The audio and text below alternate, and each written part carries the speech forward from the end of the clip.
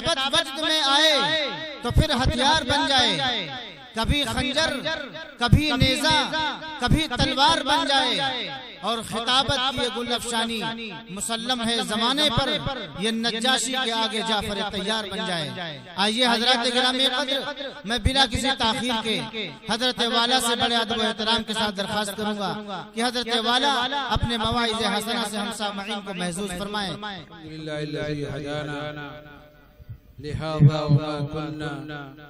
लिनहतदिय लौला अन हदानल्लाह, अम्मा बअद, फअऊज़ु बिल्लाहि मिनश शैतानिर रजीम, बिस्मिल्लाहिर रहमानिर रहीम, वमा अरसलनाका इल्ला रहमतन लिल आलमीन। वक़ाल नबी सल्लल्लाहु तआला अलैहि वसल्लम, ला युमिनु अहदुकुम हत्ता अकूना अहब्बा इलैहि मिन वालिदिही व वलदिही वन्नासि अजमईन, औ कमा क़ाल अलैहि सलातु वस्सलाम। फसहिल या इलाही कुल्ल सअबिन बिहरमति सय्यिदिल अबरार सहल, या रब्बि सल्लि व सल्लिम दाइमन अबदा अला हबीबिका खैरुल खल्क़ि कुल्लिहिम। दुरूद पाक पढ़ने अल्लाहुम्मा सल्लि अला सय्यिदिना मौलाना मुहम्मद व अला आलिहि व अस्हाबिहि व बारिक वसल्लिम। हज़रात उलमाए कराम, मेरे मुहतरम बुजुर्गों, दोस्तों, अल्लाह जल्ल जलालुहु व वालुहु का फज़ल, उसका करम, उसका ihसान है कि रात के हिस्से में जमीन के इस टुकड़े पर हम सबको ये तौफीक मरहमत फरमाई कि हम उसके हबीब का तज़किरा, उनकी सीरत पाक को सुनने की सआदत हासिल करें। अंग्रेजी तारीख तो अभी सी चल रही है, लेकिन अरबी और इस्लामी तारीख बदल चुकी है। आज 3 रबीउल अव्वल है। माह रबीउल अव्वल का जब भी नाम आता है तो हर मुसलमान को इस बात का पता चल जाता है, इल्म हो जाता है कि यही वो माह मुबारक है जिसमें हम सब के आका और मौला, सारे नबियों के इमाम, सैयदुल मुरसलीन, महबूब रब्बुल आलमीन, हज़रत मुहम्मद रसूलुल्लाह सल्लल्लाहु तआला अलैहि वसल्लम की विलादत बासआदत अल्लाह ताला ने इस महीने को हमारे आका की विलादत से अब पैदाइश से निस्बत अता कर। और अल्लाह ताला की हिकमत यह है कि अल्लाह ताला ने हमारे आका की वफात, हमारे आका का विसाल और अपनी बारगाह में हमारे आका की बुलाने के लिए भी जो जमाना रखा और जो तारीख रखी वो भी रबीउल अव्वल की तारीख। अल्लाह ताला के फैसलों में बड़ी हिकमतें होती हैं। अल्लाह ताला ने उसी हिकमत के तहत फैसला फरमाया कि विलादत भी इसी महीने के अंदर है और वफात भी इसी महीने में। विलादत के अंदर तो इख्तिलाफ है कि 7 तारीख, 9 तारीख, 11 तारीख, 12 तारीख, लेकिन वफात के अंदर कोई इख्तिलाफ नहीं है। सारे सहाबा कराम ये फरमाते हैं और बताते हैं कि हमारे आका की वफात की तारीख 12 रबीउल अव्वल। इसलिए मेरे दोस्तों बुजुर्गों, अल्लाह ताला ने हमें अगर एक तरफ यह हुक्म दिया कि तुम मेरे हबीब की दुनिया में तशरीफ आवरी पर मसरत और खुशी का इजहार करो, एहसास तुम्हारे अंदर आए कि अल्लाह ताला ने ये नेमत उज़्मा, अल्लाह ताला ने ये एहसान अज़ीम, अल्लाह ताला ने ये अज़ीम तरीन दौलत हमें इस मुबारक महीने में अता की, तो दूसरी तरफ तुमको ये ख्याल भी आए कि हमारे आका इस दुनिया से भी जब तशरीफ ले गए तो 12 रबीउल अव्वल की तारीख। अब आपके जाने पर जो हम, जो रंग, जो अफसोस, जिसको हज़रत फातिमा रज़ियल्लाहु तआला अन्हा ने अपने शेर में फरमाया कि सुब्बत अलैया मसाइबु लौ अन्नहा, ऐ लोगों मेरे आका की वफात से जो मेरे दिल पे सदमा पहुंचा है और मुझे जो रंज हुआ है, मुझे जो गम हुआ है, अगर ये गम सूरज पर डाल दिया जाए तो सूरज अपनी रोशनी को खत्म कर। इसलिए मेरे भाइयों, मेरे दोस्तों, अल्लाह ताला ने अपने दीन के अंदर इसका हमें कोई हुक्म नहीं फरमाया कि तुम मेरे नबी की विरासत को जुलूस की शक्ल में या इस तरीके से जैसे दीगर अक़वाम अपने मजहबी रहनुमाओं के विरासत को एक जुलूस की शक्ल देते हैं, हंगामे की शक्ल देते हैं, अल्लाह ने अपने दीन के अंदर इसकी हमें कोई इजाजत नहीं। अब आपके दिल में सवाल आएगा कि मौलाना साहब बहुत से मुसलमान जुलूस को निकालते हैं, तो मेरे दोस्तों बुजुर्गों उसकी वजह यह है कि ये हमारे नानपारे के अंदर और जगह की तारीखें मुख्तलिफ हैं, लेकिन नानपारे की जो जुलूस की तारीख है वो असल जुलूस मदह सहाबा है।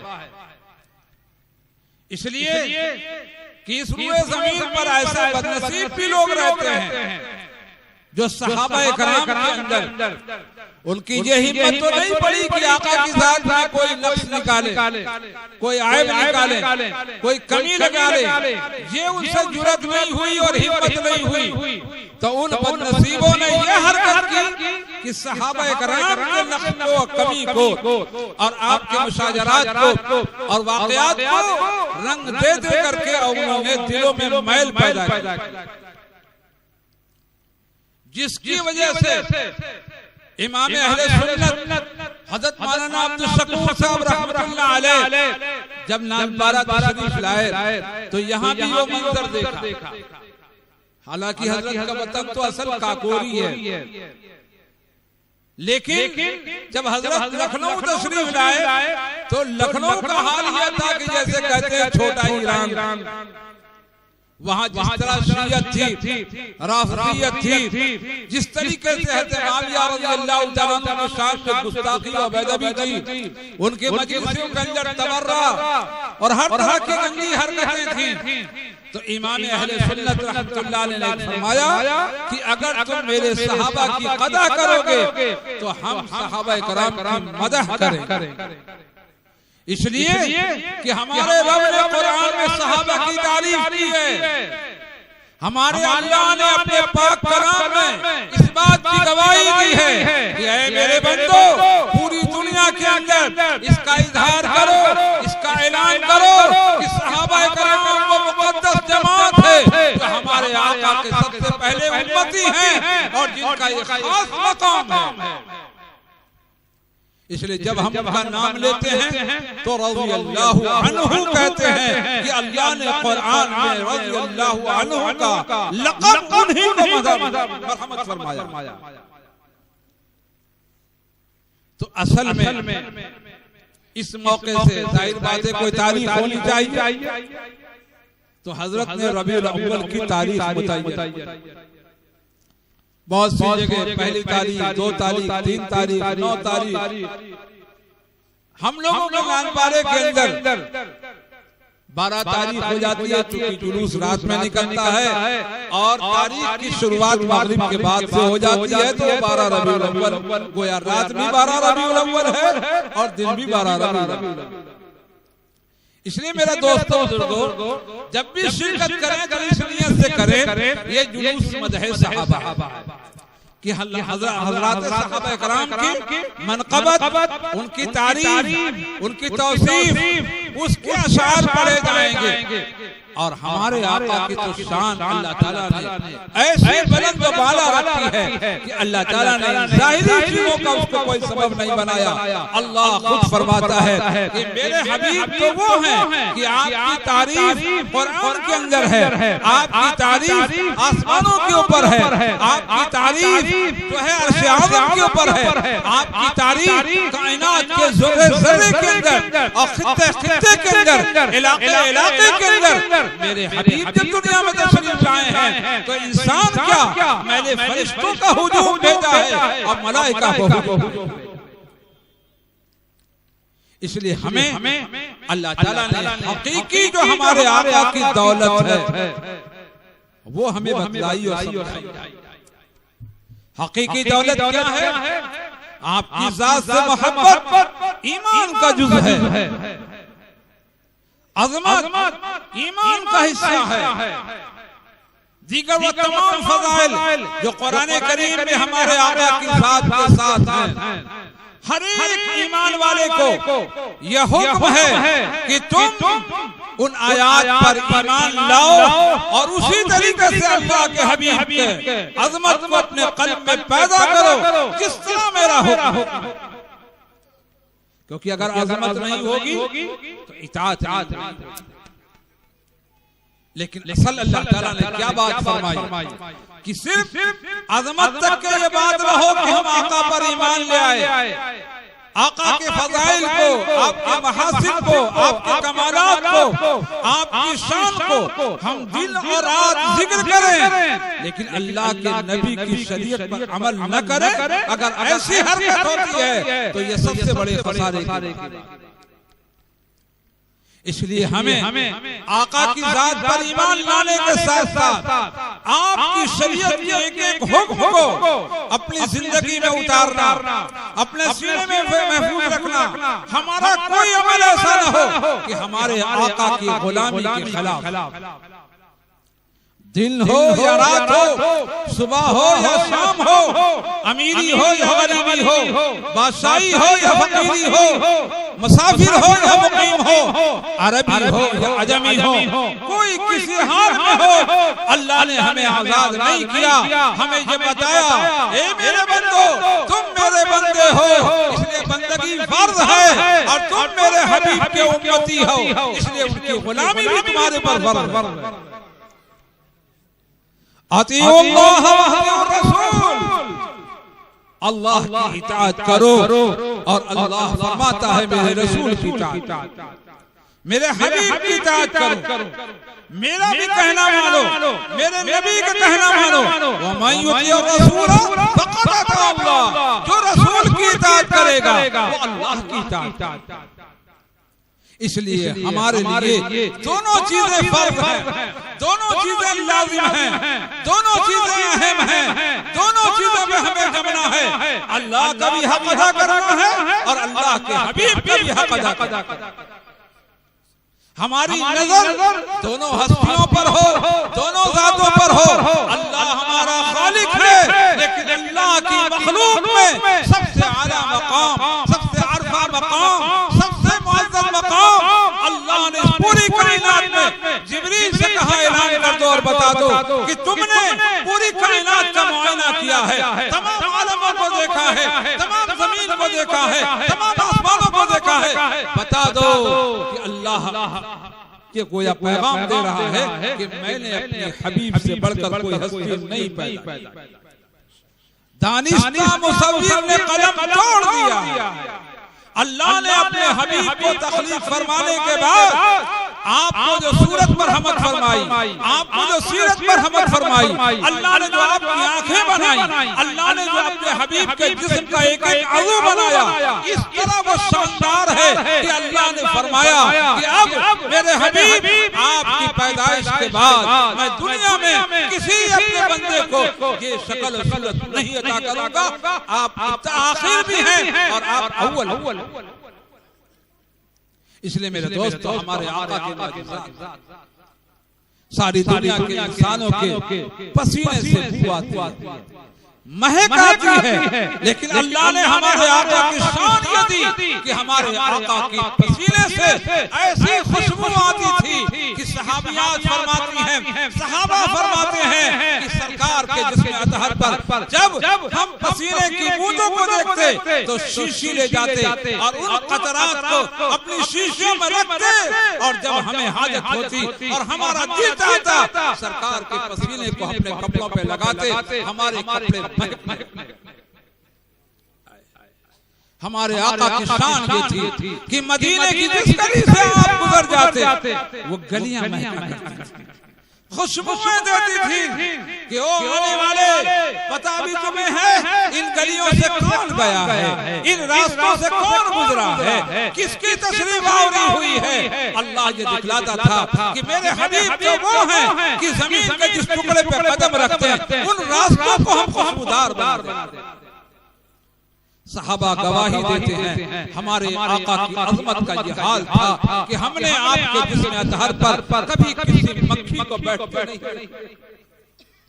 अल्लाह ताला ने कितना अदब दिखलाया, ए मक्खियों मेरे और बंदों के ऊपर बैठना तुम्हारी फितरत है, तुम्हारी तबीयत है, तुम्हारी ग़िज़ा है, तुम पसीने को जो है वो चूस लिया करती हो, और तुम खाने के अंदर अपने आप को डाल दिया करती हो, और तुम पानी के अंदर अपने आप को डाल दिया करती हो, लेकिन मजाल मेरे हबीब के जिस्म अतहर पर कभी गुस्ताखी कि आपको हटाने की जरूरत।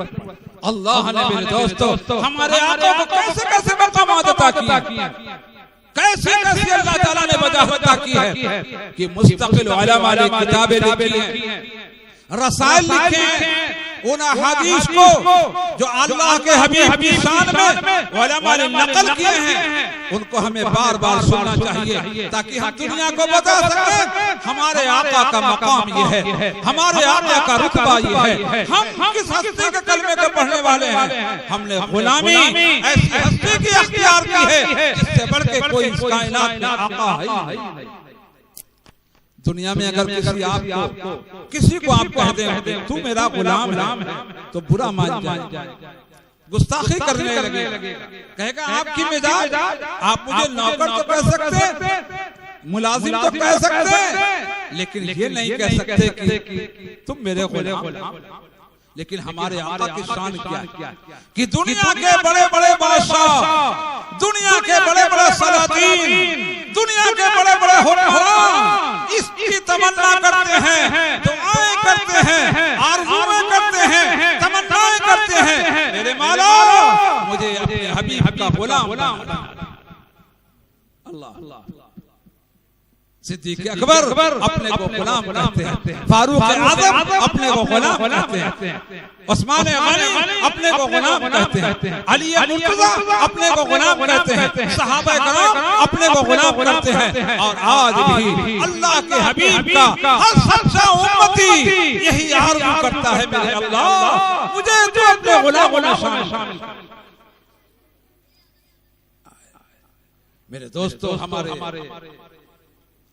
उस्ताद मोहतरम हज़रत अक़दस मौलाना सैयद क़ारी सिद्दीक़ अहमद रहमतुल्लाह अलैह क्या बात कही, एक नात हजरत ने कही, और उसके मक्ते के अंदर जब पहुंचा हश्र में साक़िब तो फरिश्ते ये पुकार उठे, जो पहुंचा हश्र में साक़िब तो फरिश्ते ये पुकार उठे, मोहम्मद के गुलामों के गुलाम।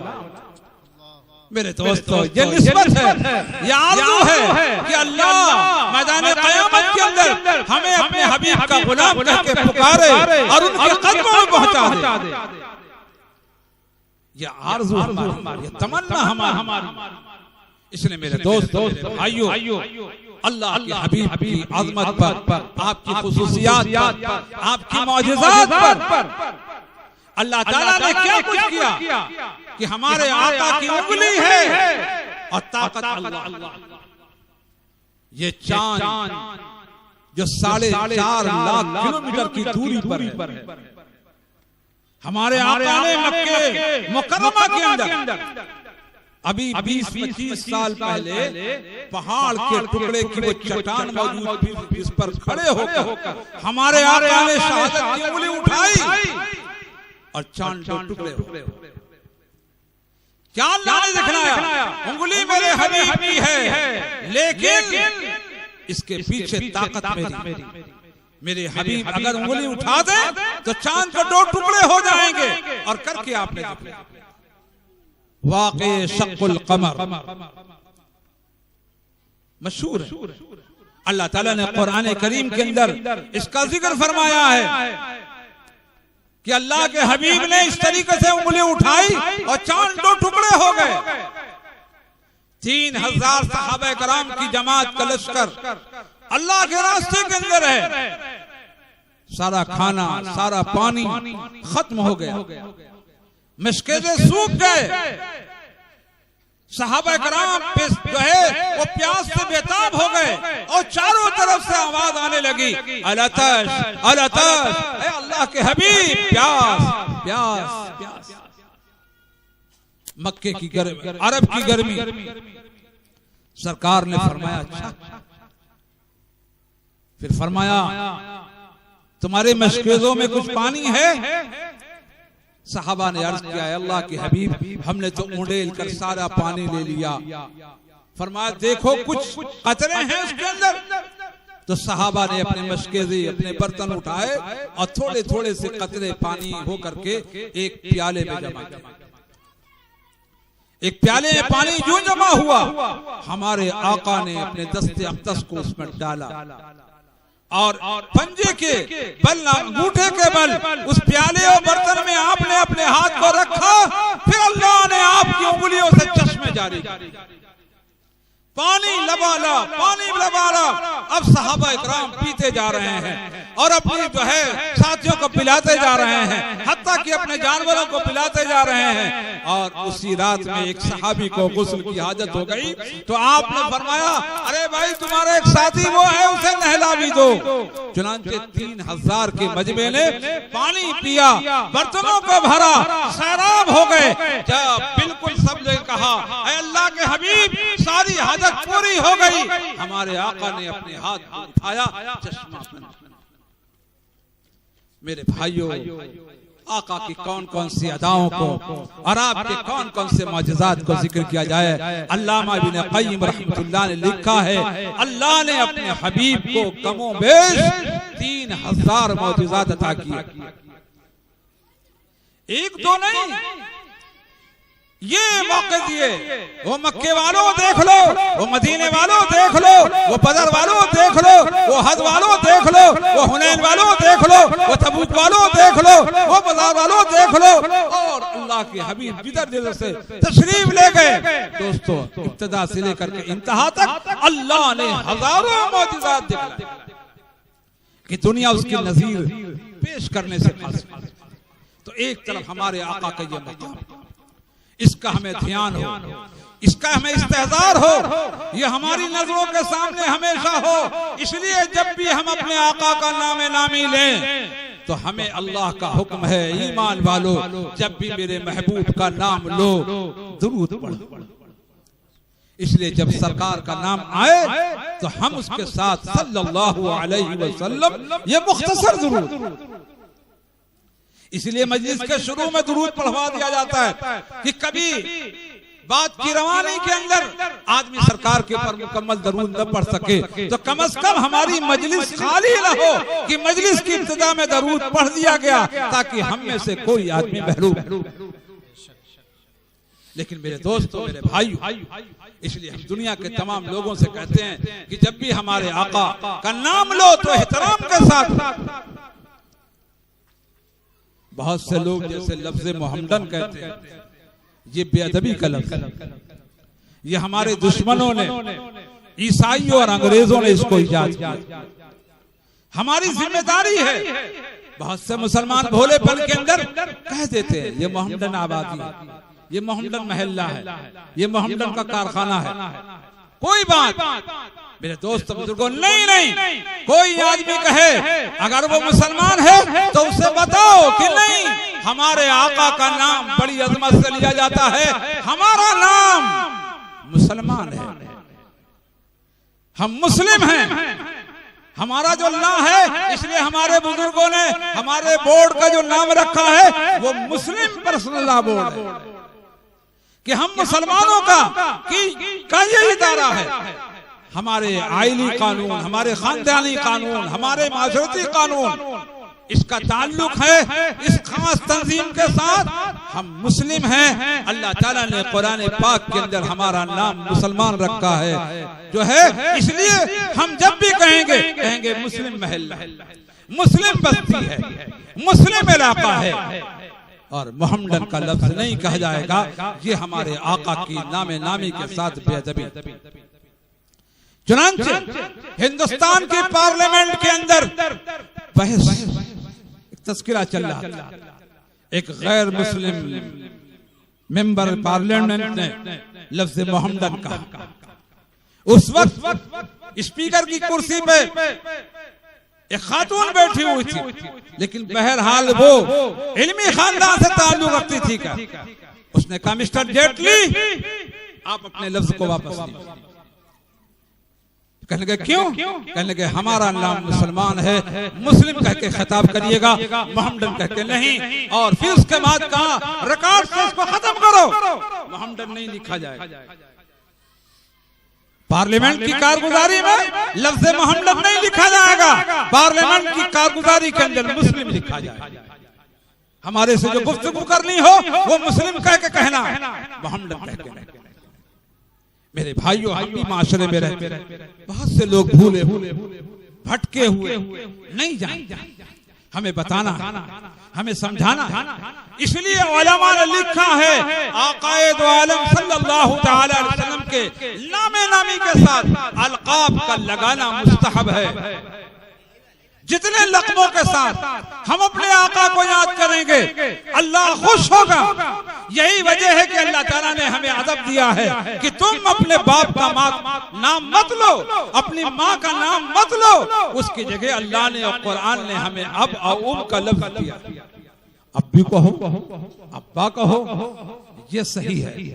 अम्मा कहो, अम्मी कहो, ये सही है, लेकिन कभी नाम लेकर नहीं कहा जाएगा कि उनका नाम पुकारा। ये बेअदबी है, ये गुस्ताखी है। इसलिए अल्लाह ताला ने हमें अदब सिखलाया कि जब भी तुम मेरे हबीब का नाम लो। यही वजह है कि हमारे अल्लाह ने जरूरत की वजह से, ताकि दुनिया जाने कि मेरे हबीब का नाम क्या है, तो कुरान में फरमाया इस्मुहु अहमद। अल्लाह के हबीब ने, अल्लाह ने यह चाहा कि मेरे हबीब की दुनिया नाम जाने कि उनका एक जाती नाम और कौन है, तो अल्लाह ने कुरान में फरमाया मुहम्मदुर रसूलुल्लाह, ये आपका नाम है। नामी मेरे दोस्तों, इसके अलावा अल्लाह ताला ने अपने हबीब को खिताब से पुकारा। जब आप कंबली ओढ़ के बैठे तो अल्लाह फरमाता या अय्युहल मुज़्ज़मिल, ऐ कंबली के ओढ़ने वाले। हमारे आका के जिसमें अतहर पर चादर हो तो रब ये खिताब करवाता है या अय्युहल मुद्दस्सिर, ऐ चादर के ओढ़ने वाले मेरे हबीब। कभी अल्लाह फरमाता है ताहा, कभी अल्लाह फरमाता है यासीन। ये हमारे आका के अलकाब के ये नाम है।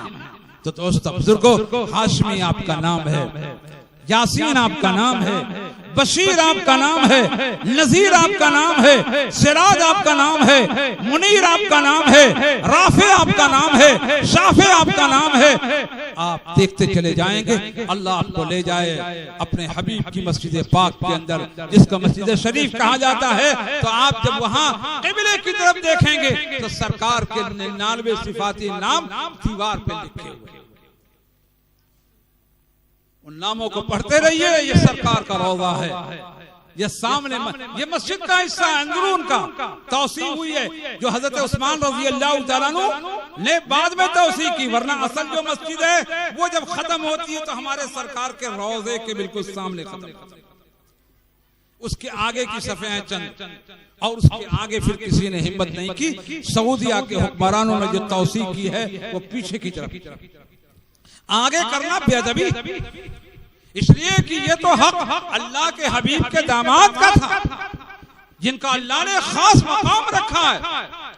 उन्होंने अपने सरफे से जमीन खरीदी और उसकी तौसी की, जिसके रास्ते से हम सरकार के रौज़े पर आकर सलातो सलाम पेश करते हैं। बाबू सलाम से आना होता है और बागे बकी से निकल जाना होता है, इसलिए कि वो रास्ते के सामने फिर बकी कब्रिस्तान। मेरे दोस्तों, मेरे भाइयों, इसलिए आकाए दो आलम सल्लल्लाहु अलैहि वसल्लम का जब भी नामे नामी हम लें अलकाब आदाब के साथ हजरत कहें, और भी अल्लाह ताला जो आसान है, उलमा ने तो बड़े बड़े अलकाब अरबी के वो लिखे हैं कि हमारी जुबानों पे तो वो अलकाब जल्दी जारी भी नहीं होंगे, हम कह भी नहीं पाएंगे। लेकिन दोस्तों, जो अलकाब आसान है, सहल है, हमेशा हम उसका एहतमाम करें और कभी खाली आपका नाम पाक न लिया जाए। ये बहुत बड़ी महरूमी है, ये बहुत बड़ी बदकिस्मती है, ये बहुत बड़ी बदनसीबी।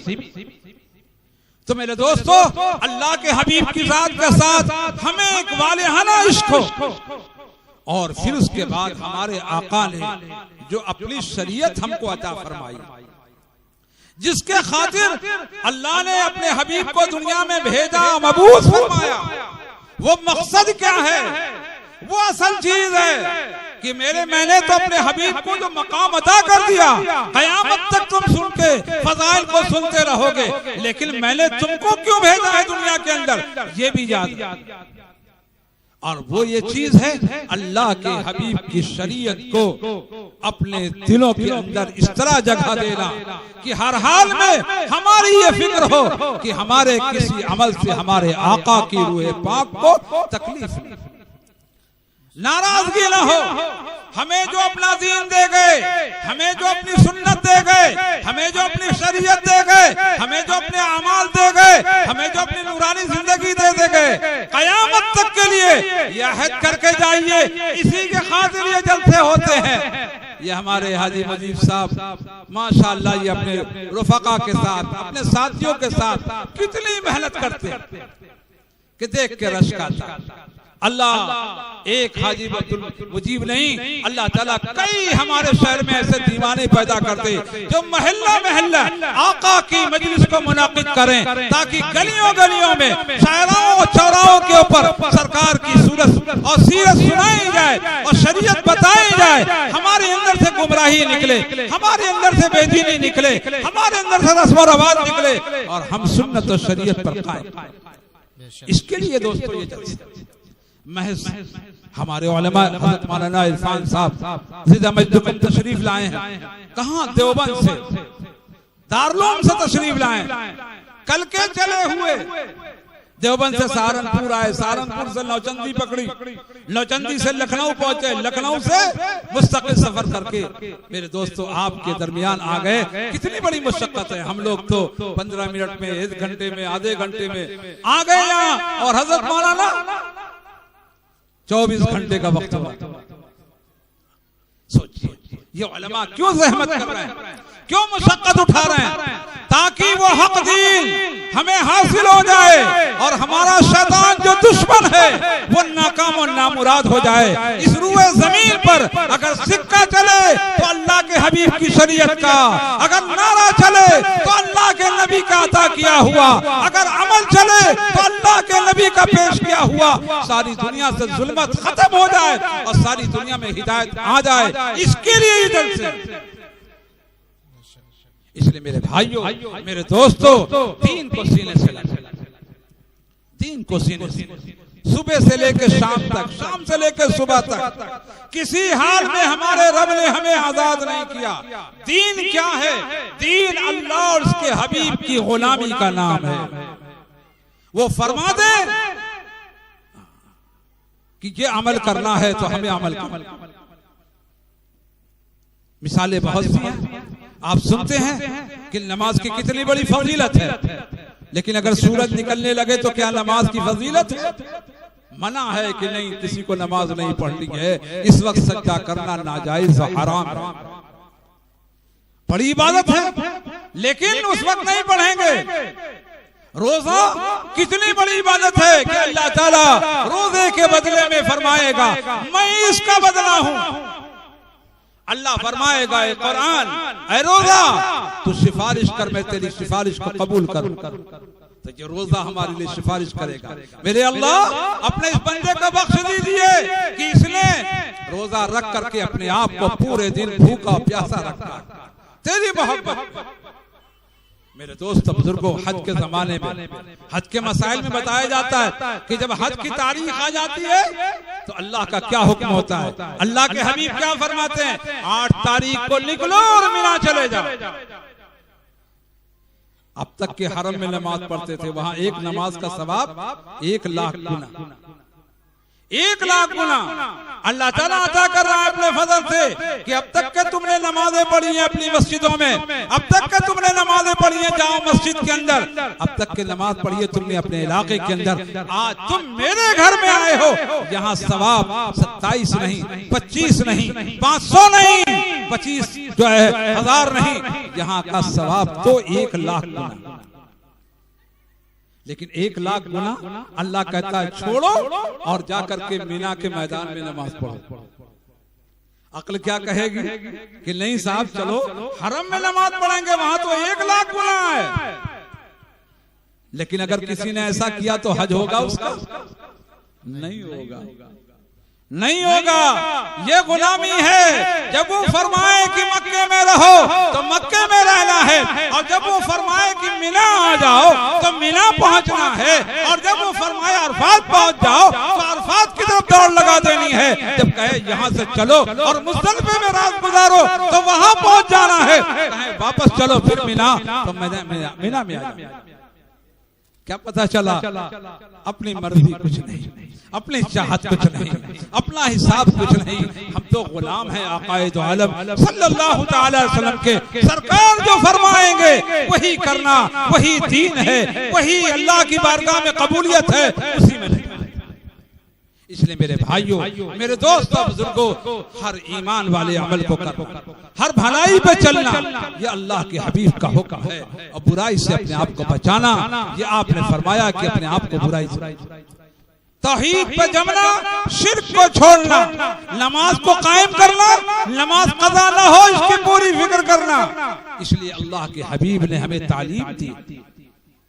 इशा के वक्त हम अगर सोए तो अपने घर वालों से, जैसे आज जलसा है तो जाहिर बात है प्रोग्राम चलेगा 12 बजे के करीब तक, तो अब आपकी नींद मुख्तसर हो जाए। अब आपके दिन क्या जरूरी है कि अलार्म लगाइए, घर वालों से कह दीजिए, इसलिए कि एक ही करवट में सुबह हो जाएगी आपकी। 3 घंटे किसी को मिले, 4 घंटे किसी को मिले, और फितरी नींद इंसान की 6 घंटे है, 6 से 8 घंटा। 8 घंटे से ज्यादा कोई सो रहा है तो वो काहिल है, लापरवाह है, और 6 घंटे से कोई कम सो रहा है तो भी बीमारी है। डर रहता है कहीं कोई बीमारी पनपने न पाए। इसलिए आदमी 6 घंटे से लेकर 8 घंटे ये तबीबों ने बतलाया है कि देखो इंसान की ये नींद। तो उस वक्त हुक्म है, जैसे हमारे आका अरब में गर्मी चूंकि ज्यादा पड़ती थी तो सफर रात में होता, दिन में चूंकि जमीन बहुत तपती थी, बहुत लोग परेशान हो जाते थे, तो अरब के हज़रात दिन के सफरों के आदी नहीं थे। यही हाल हमारे आका ने इजाजत दी कि तुम भी रात में चला करो। तो रात में चलते चलते चलते चलते आखिरी पहर में आपने फरमाया ठहर जाओ। ठहर जाने के बाद आपने फरमाया सहाबा से कि सो जाओ, थोड़ा आराम करो। बस सहाबा सब सो, सरकार का भी इरादा हुआ कि मैं भी आराम करूं। आपने फरमाया बताओ कौन मुझको जगाएगा? तो बिलाल हबशी रज़ियल्लाहु तआला अन्हु ने अर्ज किया, ऐ अल्लाह के हबीब मैं आना। अपना फरमाया अच्छा चलो तुम बैठ जाओ, सरकार भी सो। अब वो अपने ऊंट के कजावे से बैठ के टेक लगा करके कि अभी जैसे फजर का वक्त शुरू होगा फिर अजान दी जाएगी। लेकिन अल्लाह को तो एक बात दिखलानी थी कि देखो ये मेरी कुदरत है, और बड़े बड़े लोग, नींद ऐसी चीज है जो मैंने नबियों को दी है, तो तुम गुनाहगार मेरे बंदे बहुत नहीं इतराओ, तुम भी कभी सो जाओ। इसलिए अल्लाह ने फरमाया अगर बेखबर कोई सो गया, मन्नामा, ऐसा सोया कि पता ही नहीं चल पाया उसको, सोचा कि भाई असर के बाद लाओ थोड़ा सा सो ले, और ऐसा सोया कि असर उसकी कज़ा हो गई, मगरिब के टाइम आपको बहुत मरतबा इत्तेफाक होता। तो ऐसे सोने पर जो दानिस्ता नहीं, जानबूझकर नहीं, बेइख्तियार अल्लाह माफ फरमाता। तो सरकार की भी आंख लग गई और बिलाल हबशी भी सो गए। अल्लाह की मर्जी, जब सूरज निकली और उसकी किरणें सरकार के चेहरे अनवर में पड़ी तो आपकी सबसे पहले आंख खुली पूरे काफिले में। आपने फरमाया इन्ना लिल्लाहि व इन्ना इलैहि राजिऊन। क्या आप जैसे आपकी आंख खुली, आपने बिलाल बिलाल आप घबराए, खौफ से कांपने लगे। ओहो, कितनी बड़ी हमसे नाफरमानी हो गई और कितनी बड़ी भूल हो गई। आपने फरमाया साहबा को जगा। जब जगने लगे अब सबको बड़ा गम, बहुत अफसोस। सरकार ने फरमाया चलो यहाँ से आगे बढ़ो। फिर थोड़ा चले, फिर ठहरे और फिर पूरी कौम को आपने कज़ा नमाज पढ़ाई ताकि मेरी उम्मत जान जाए अगर तुम्हारी नमाज जो है वक्त पर नहीं अदा हुई तो कज़ा कैसे पढ़ेगी। मेरे दोस्तों, दीन को जब समझिएगा, हजारों वाकयात हैं हदीस है पाक के। अब कोई अगर दुश्मन हो कहे अरे मौलाना साहब ने ऐसी बात कह दी कि सरकार की नमाज कज़ा होगा, बड़े बेवकूफ हदीस पढ़ी नहीं, वाकया जानते नहीं। हाँ, जैसे हमारे हजरत मौलाना ने एक मरतबा बयान किया था गांधी पार्क में कि हमारे आका के मुंह से एक खास किस्म की महक आई, खुशबू। तो उसको कहने वाले ने कहा अरे तुमने सुना नहीं, यहीं से एक बात कही गई सरकार की शान में कि सरकार के मुंह से बदबू आती।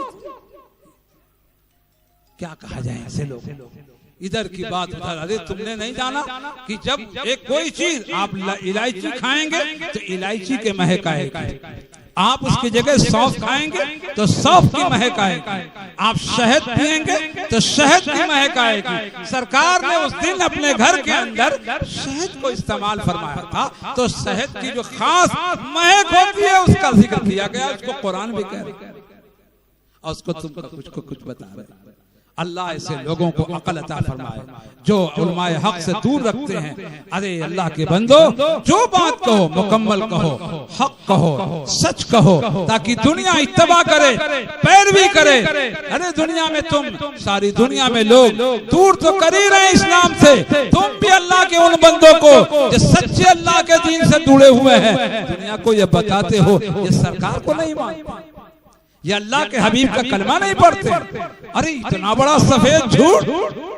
और उसके अलावा हरकत ये कि उनके करीब मत जाना, सलाम कर दिए तो इस्लाम से निकल गए, बच्ची को अक़द में दे दिया तो उसकी शादी नहीं हुई। यानी इतना बड़ा दांव कि अगर करीब आ जाएगा तो हमारा राज खुल जाएगा, हमारा भांडा खुल जाएगा और हकीकत दुनिया जान जाएगी। ये हरकतें तो कुफारो मुशरिकीन करते थे जो सरकार से मिलने नहीं देते। अगर तुम्हारे में हक है आओ, करीब आओ, देखो।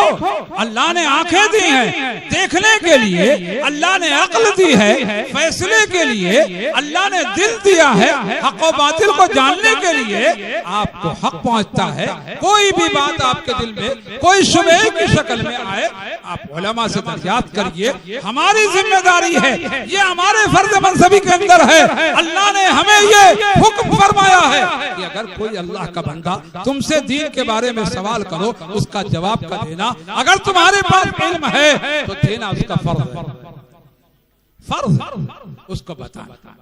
लेकिन जब सवाल ही नहीं करोगे तो मसला कैसे हल? इसलिए मेरे दोस्तों तमाम मुसलमानों से, ऐ अल्लाह के बंदो, वो कौन बदनसीब मुसलमान होगा अल्लाह को माने, अल्लाह के हबीब को न माने, कुरान को पढ़े और सरकार पर ईमान ना है। हमारी अज़ान नहीं सुनते क्या? हम अशहदु अल्ला इलाहा इल्लल्लाह के साथ अशहदु अन्ना मुहम्मद रसूलुल्लाह का ऐलान नहीं करते? क्या हो गया? अजान तुम देख लो, तकबीर देख लो। अगर हमारी अजान कुछ और होती तो तुम पूछते कि मौलाना साहब अजान कोई और तरीके से क्यों देते हो, तकबीर कोई और तरीके से क्यों पढ़ते हो? अरे तुम तकबीर वही तकबीर जो बिलाल हबशी को सरकार ने सिखलाया है, वो तकबीर जो मस्जिद नबवी से शुरू हुई वह तक कल्लन खां की मस्जिद के अंदर कही जाती है, कोई बदल नहीं सकता कयामत तक। तुमको ये पता नहीं अगर हम सरकार को न मानते तो ये तकबीर क्यों कहते, ये अजान क्यों कहते? तुम हमसे हमारा गरीबान नहीं पकड़ सकते। लेकिन वारे नादानी, वारे अफसोस, हम भी हैं भेड़ बकरियों की तरीके से, बस अपनी गर्दनें नीचे की, आंखें खोलो, पूछो इनसे कि कैसी बात करते। आपका मुंह और ये झूठ, ये जुब्बा कुब्बा और ये हरकत, क्या खौफ नहीं अल्लाह का? किरामन कातिबीन यअलमून मा तफअलून, किरामन कातिबीन तुम्हारे कंधों पर है, सब लिखा जा रहा है। अल्लाह पूछेगा इतनी बड़ी हरकत, इतनी बड़ी खता। हमने हुक्म दिया था कि तुम जो है जो लोग बगैर ईमान के उनको ईमान में लाओ, और तुम्हारा यही काम था कि जो ईमान वाले थे उनको बेईमान बताओ। ये मेरे दोस्तों हमारे दुश्मनों की बहुत बड़ी साजिश है। लेकिन एक बेवकूफ बन जाए, जो बन जाए, हमारा क्या फर्ज बनता है? हम भी आंखें खोलें, हम भी देखें, इसलिए कि हमारी कब्र में वो नहीं जाएगा। हम अपनी कब्र में तना होंगे, मैदान क़यामत में हम तना खड़े होंगे। हमारा रब कहेगा तुम बताओ अपनी जिंदगी का हिस्सा, हमने तुमको आंख नहीं दी थी? वकील को खूब अच्छी तरीके से जानते थे, पढ़ते थे, डॉक्टर खूब मालूम करते थे कि लखनऊ में कौन से डॉक्टर से मिलना है, और जब दीन की बात आती थी तो भेड़ बन जाते थे, गर्दन नीची कर ली, कुछ नहीं पूछा ये कौन सही है कौन गलत है। ये नहीं देखते थे कि मेरे हबीब की मस्जिद के इमाम कौन लोग थे। क्या मैं अल्लाह होकर के इतनी बड़ी ढील देता कि 90 और 96 साल से आले सऊद आकर वहां नमाज पढ़ावे और मैं गवारा कर लूं? बताइए, हज के जमाने में कहते हैं होटल में नमाज पढ़ लेना, नमाज नहीं होती है। देखिए, सारी जिंदगी तुमने तमन्ना की अल्लाह हमें अपने आका की मस्जिद में पहुंचा दे, अब जब मदीने में तुम्हारा क़याम हो गया तो होटल में नमाज पढ़। इसके माना कि अल्लाह ने तुमको महरूम कर दिया है। तुमको अल्लाह नहीं चाहता कि मेरे हबीब की मस्जिद में तुम सद्दा करो। जाओ बाजारों में घूमो, कंबल खरीदो, सामान खरीदो और चले जाओ। यही हाल हरम शरीफ। अरे इतनी बड़ी, हम नहीं कहते सब दूध के धुले हैं, लेकिन अल्लाह ईमान और कुफ्र तो बहुत बड़ी बात है, बहुत बड़ी बात है। क्या अल्लाह इसको गवारा कर लेगा? या अल्लाह अकबर, क्या दीन हमारा इतना कमजोर है? तो वैसे ही जैसे राफ़ज़ी दुनिया भर की हरकतें बेवकूफी की कहते हैं कि कुरान गायब हो गया, कुरान खत्म हो गया, सहाबा कराम की इतनी बड़ी जमात और चंद लोगों को कहते हैं यही मुसलमान है, बाकी सब गुमराह है। अब बताइए इन पागलों को क्या कहा जाए? अंग्रेज ने खुद लिख दिया कि ये तो दुनिया की बहुत बेवकूफ कौम है कि आज तक किसी मजहब के मानने वाले अपने पेशवाओं को बुरा नहीं कहते, ये मुसलमान होकर मोहम्मद सल्लल्लाहु अलैहि वसल्लम के साथियों को बुरा कहते। हैरत होती है हमको, अरे ये कहाँ के पागल आ गए? ये आज पैदा हुए हैं, आज जो है वो 14वीं 13वीं सदी ईस्वी के अंदर, हिजरी के अंदर मुकदमा दायर कर रहे हैं और ये अबू बकर को मुसलमान नहीं समझते। बताइए, पहली तारीख मालूम। तो दोस्तों, जब लोग गुमराह होते हैं तो इस तरह के पागल होते हैं। और कहने वाले ने कहा, सच कहा है, खुदा जब दीन लेता है तो अक्लें छीन लेता है। करो फिर जहां चाहो वहां सब। इसलिए अल्लाह सबको हिदायत दे, कोई तान नहीं, कोई तशनी नहीं, लेकिन हक कहने का अल्लाह ने हुक्म दिया है। आज अभी तौबा का दरवाजा खुला है, आज अल्लाह से माफी मांग लगते हो, आज दुनिया अपनी जो है वो खत्म कर सकते हो, अल्लाह हिदायत दे देगा। बहुत से लोग अपनी कारगुजारी बताते हैं कि हम दूर से ऐसे ही देखा करते थे, ऐसे ही देखा करते थे, लेकिन जब अल्लाह ने करीब किया तो आंखें खुल गई कि असल अल्लाह के सच्चे बंदे यही लोग हैं और यही हक की इत्तिबा करने वाले हैं। इसलिए मेरे दोस्त, मेरे भाइयों, अल्लाह ताला हम लोगों को हक की इत्तिबा की तौफीक अता फरमाए। अल्लाह हमारी कोताहियों, कमियों से कोई खाली नहीं है। इसलिए हमारे दीन में हमारे रब ने हमें सिखलाया है कि तुम हर अमल के बाद तौबा करो, इस्तिग़फ़ार करो। हमारे बुजुर्गों ने हमें तालीम दी है कि हम तीसरा कलमा भी पढ़ें, पहला कलमा भी पढ़ें, सरकार पर दरूद भी पढ़ें, आखिर में इस्तिग़फ़ार भी पढ़ें। इसी तरीके से मेरे भाइयों, नमाज में हम अल्लाह का कलाम पढ़ते हैं और नमाज के तमाम अरकान को अदा करते हैं। आखिर में हम जो है दुआए मासूरा अल्लाहुम्मा इन्नी ज़लमतु नफ्सी पढ़ते हैं। यही अल्लाह ने हमें तालीम दी। हम दीन पर चलेंगे लेकिन तौबा के साथ, हम अल्लाह की बंदगी करेंगे अल्लाह से माफी के साथ, हम अल्लाह से मोहब्बत का इजहार करेंगे लेकिन अपने इस्तिग़फ़ार के साथ कि मौला आपकी शान बहुत बुलंद है, आपका जो हक हमसे अदा नहीं हो पाएगा, लेकिन हम ये तय करते हैं कि कहना तेरा मानेंगे। जीते जी जिस कलमे को तूने देकर अपने हबीब को भेजा है, यही कलमा इब्तिदा में और यही कलमा इंतहा में मेरे मौला हमारी जिंदगी की आखिरी सांस जो उखड़े तो कलमा ला इलाहा इल्लल्लाह और मोहम्मद रसूलुल्लाह के ऊपर, यही हमारी तमन्ना और यही हमारी दुआ और यही अल्लाह से आरज़ू है। अल्लाह हम सबका खात्मा बिल खैर फरमाए, अपने फजल से दीन हक पर हम सबको चलने की तौफीक अता फरमाए। व आखिरु दावाना अल्हम्दुलिल्लाहि रब्बिल आलमीन।